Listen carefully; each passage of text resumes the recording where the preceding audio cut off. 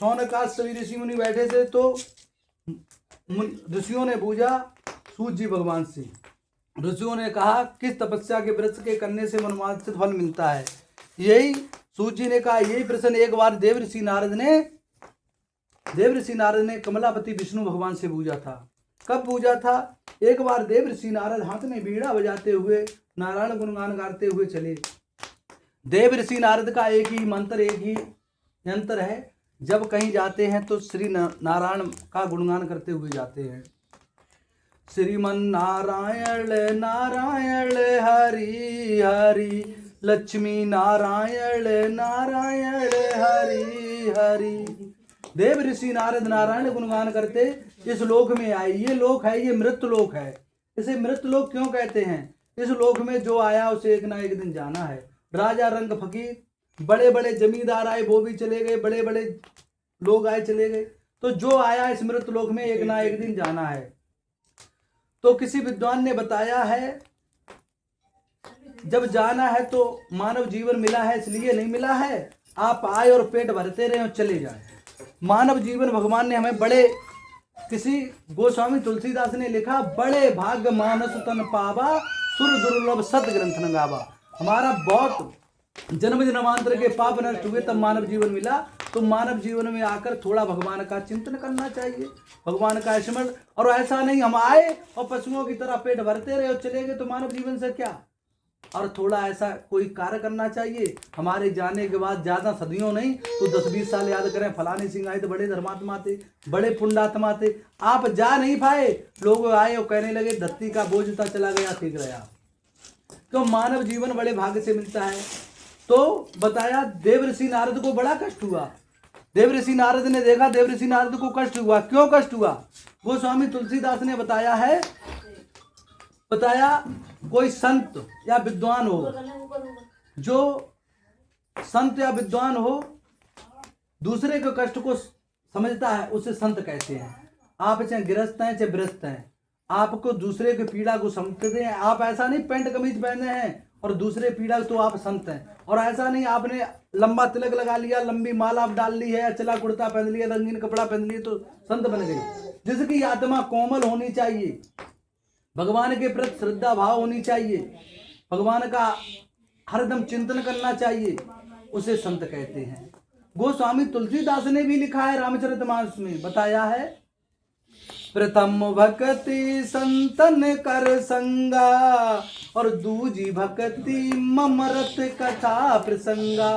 पहले प्रकार की भक्ति संतों की सेवा करना, संतों को भोजन कराना। किसी विद्वान ने यह बताया है, जो जाना परिचय संत आ जाए और आप रायगीर रास्ते में चल रहे हैं तो 5 कदम उसके साथ चलना चाहिए, फिर प्रणाम करके अपनी दिशा के लिए चला जाना चाहिए। आपके द्वारे पे आए तो जैसा बने वैसा प्रसाद ग्रहण कराना चाहिए, जो बने वो दक्षिणा देनी चाहिए। लेकिन संत की पहचान यही होती है जो भगवान के प्रति आस्था भाव रखता है और दूसरे के कष्ट को अपना कष्ट समझता है, उसे संत कहते हैं। लेकिन गोस्वामी तुलसीदास रामचरितमानस में लिखते हैं, बताया प्रथम भक्ति संतन कर सेवा, दूसरे प्रकार की भक्ति कथा भागवत सुनना, ये दूसरे प्रकार की। लेकिन वही गोस्वामी तुलसीदास रामचरितमानस में लिखते हैं, परहित सरस धर्म नहीं भाई और पर पीड़ा समु नहीं अधमाई। दूसरों की आत्मा को कष्ट देना, इससे बढ़कर दुनिया में कोई पाप नहीं है। देखो किसी ने बताया है, आप मानव शांत बैठ जाओ, लाल नीचे नीचे बैठ जाओ, शांत बैठो, आप भी आ जाओ भैया इधर ही। बताया है मानव जीवन मिला है, कार्य 2 प्रकार के होते हैं। चोर होता वो भी कार्य करता है और संत होता वो भी कार्य करता है। जो धर्म के साथ कार्य किया जाता है उसे पूर्ण कार्य धर्म का कार्य बताया जाता है। चोर भाई बहुत मेहनत करता है, चोर दिमाग लगाता है, झन से पकड़ाना दे क्या कैसे नहीं। और वैसे ही संत, देखो संत चोर में इतना बड़ा फर्क है। जो मछली मारता है मछुआरा होता है। एक बार एक संत जा रहे थे और एक मछुआरा बड़ा दिमाग लगाए थे, बंसी पे गौर कर रहा था कि मछली आए जैसे ही फंसेगी तैसे ही हम बंसी झटक देंगे। तो संत को देखता रहा। संत ने कहा, देखो मछुआरा, आप बंसी मछली मार रहे हैं, कितनी मछली? कि किलो 2 किलो। कि हम जो आपको 500 रुपया मिलते 500 रुपये देंगे, हमारे आश्रम में चलो। इतना ही चिंतन लगाकर भगवान का भजन करना। मछुआरा आश्रम में गया, 2 मिनट गए बैठा, और जैसे ही आसन पर बैठा तो उसे दुनिया के विषय भोग की वासनाएं चिंता करने लगी। क्यों? जिसने भगवान को जाना नहीं और भगवान के मार्ग पर नहीं चला है, वो लाख प्रयास करे लेकिन चिंतन नहीं कर सकता है। मतलब कहने का ये है, मानव जीवन में भगवान का चिंतन बहुत जरूरी है। तो बताया है किसी की आत्मा को ठेस नहीं पहुंचानी चाहिए। आप सुबह से मंदिर में पहुंच गए, पूजा पाठ करते रहे, और जैसे ही मंदिर से निकले ऐसे शब्द बोले कि दूसरे की कष्ट पहुंचा, तो पूजा पाठ से क्या फायदा? आप पूजा कम कर सकते हैं, भगवान का चिंतन जैसा बने तैसा करें, पूरे दिन काम करें। भगवान ये नहीं कहता आप कार्य नहीं करें, पूरे दिन मेहनत करें, केवल 5 मिनट चिंतन करना चाहिए। 5 मिनट भगवान का स्मरण करने, जिसने हमें मानव जीवन दिया है, और भगवान को जो कार्य करते उसे अर्पित करना देना चाहिए। भगवान हम तो कुछ नहीं, जैसे हैं आबोध हैं, आपके बच्चे हैं, आपको ये स्वीकार हो, हमारी प्रार्थना स्वीकार करना चाहिए। तो बताया देव ऋषि नारद वीणा बजाते हुए वैकुंठ धाम में पहुंचे। विष्णु भगवान बैठे थे, उन्होंने प्रणाम किया। भगवान ने कहा आइए देव ऋषि नारद। तो उन्होंने कहा प्रभु, मृत लोक में 84 लाख योनियों में मनुष्य भटक रहा है। तो भगवान ने कहा तुम्हें क्या, मैं किसी को सुख नहीं देते, नहीं दुख देते हैं। मनुष्य जैसा कर्म करता वैसे ही फल मिलता है। अब कर्म का प्रभाव ये हो सकता है, कुछ लोग कहते हैं जैसे पूछते पंडित जी, इस जीवन में हमने कोई गलत कार्य नहीं किया लेकिन हमें बहुत कष्ट भोगना पड़ रहा है। तो ये नहीं इस जीवन के हों अगले जीवन के हों। अब अपने भारत में प्रसिद्ध संत हैं प्रेमानंद महाराज जी, उनकी दोनों किडनी नहीं, बचपन से भगवान का भजन कर रहे हैं, किडनी खराब हो गई।